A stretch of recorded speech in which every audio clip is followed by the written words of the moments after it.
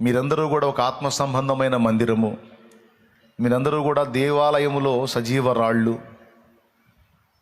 మీ అందరూ క్రీస్తు రక్తమును బట్టి అక్షయానుబంధం ఏర్పరచబడినటువంటి వారు, దేవుని సొత్తు, పరిశుద్ధ జనము, రాజులైన యాజక సమూహము, మీరంతా కలిసి ఒక కుటుంబము అని చెప్తున్నాడు. భార్యాభర్తలుగా ఉన్న కుటుంబానికే కాదు, క్రీస్తు సంఘముగా అనేక మంది వ్యక్తులంగా మనమంతా ఉన్నాం కదా, మనందరం కలిసి కూడా ఒక ఫ్యామిలీ, ఒక కుటుంబము అని మాట్లాడుతున్నాడు. ఏమిటి ఈ కుటుంబం స్పెషల్ అంటే, ఈ కుటుంబం భూమి మీద ఉన్నటువంటి అన్ని కుటుంబాల వంటిది కాదు. ఇది ప్రత్యేకమైన కుటుంబం, ఇది దేవుని కుటుంబం.